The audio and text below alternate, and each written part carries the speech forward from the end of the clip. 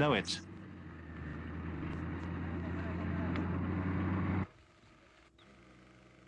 The long-expected battle for the rebels' Ampil stronghold has begun, and everyone expects it to intensify suddenly on Monday. That's the 6th anniversary of the Vietnamese occupation of the country. The Hanoi forces will be keen to press home the morale-boosting advantage of making further advances on such a red-letter day. Over the past week, the Thai government has been stepping up its positions along the border in an effort to stop Vietnamese troops crossing over in pursuit of Kampuchean rebel units.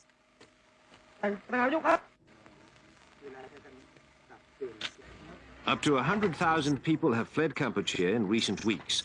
Most of the refugees are simply being moved from one giant camp to another, further from the fighting. The thousands of families on the move are the most evident proof that all sides in this fight expect the Vietnamese to put their all into this offensive.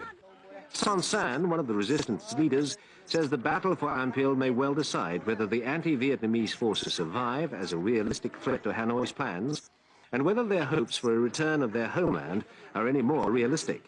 Whichever way the battle swings, there can be little hope among the refugees that they will be able to settle to peaceful life in the foreseeable future.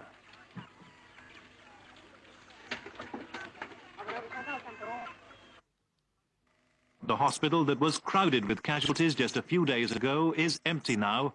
The road no longer a river of refugees. The only people to be seen within the confines of Ampil are the soldiers of the Khmer People's National Liberation Front. They've been busy building the bunkers they hope will protect them from Vietnamese air and artillery attacks.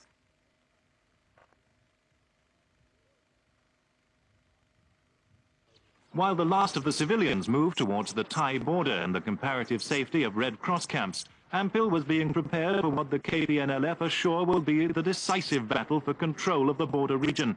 The Vietnamese forces are said to be well dug in, to within 100 yards of the Ampil perimeter, equipped with Russian-built T-54 tanks and armored personnel carriers.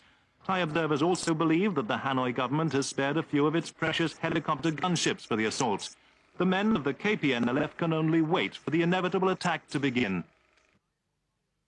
There was a time when Sihanouk was one of Peking's favorite targets for abuse, but that was in the days when he ran the old Cambodia, one of the most pro-Western and allegedly corrupt nations in Southeastern Asia.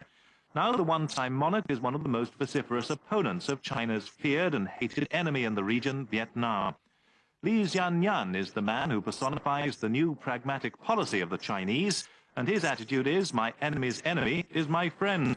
Despite the confident talk at their meeting of ever-increasing military and political success, both men know that the Kampuchean resistance faces real problems. Although the Vietnamese-backed government in Phnom Penh is recognized by hardly anybody outside the communist bloc, it does hold de facto control of the nation, and there can be no doubt that many ordinary Kampucheans welcomed the invading Vietnamese as liberators from the Khmer Rouge, even if they had little to toast them with.